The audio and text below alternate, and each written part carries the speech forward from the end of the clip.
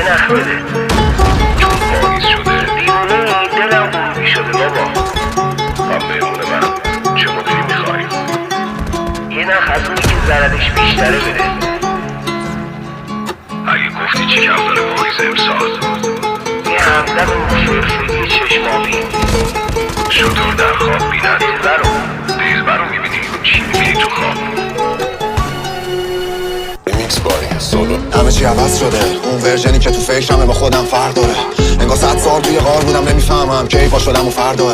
همه چیزای دیگر رو دوست دارن، همشون فرق دارن با اونا که دوست من. ترجیح میدم تنها و دور باشم، چه وقتی خالی چه وقتی پول دارم. رفیق انگار اینجا زمان نیستش، بال میزنی میبینی پرات ریخته.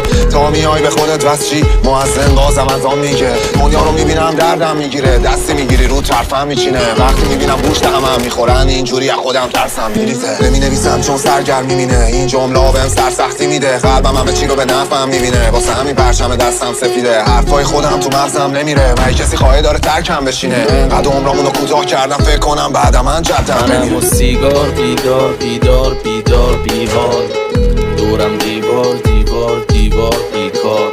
به امید دیدار انگار این بار، به امید دیدار این بار بیمار. برو اصلا مشکلی نی، برو فکر نکن که فرشت میدی. ما هرچی که پشتت میگیم تو روتم میگیم و نیستی پشت گیری. اوضاع خوشگلی نی، اصلا هم مرو گشنگی نی. تو هرچی که میخواستی رو داشتی نخواستی که روت خوش ببینی. خواب که سرابه میاد در آغوش بیرینش پس و پیچ میشه تو رخت خواب. متوهمی؟ متعهدم به چی؟ به این که جز خیالش خیالی نیاد تو خوابم. مهم نیست چی بوده قبل تو، نبینم غم تو، فقط گوش بده چی میگه من به تو. دستم رو تن تو، جلو چشام قاب چشام، رو صورتت تاب موهات، میخونم تو گوشت واسه تو شاد.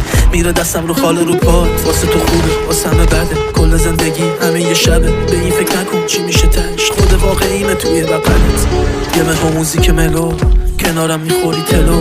پوشونه من سرت، پایم این دادی بهم دلو، تو بغلم میلرزه تنت. دم گوشام دم و باز دمت، قشنگ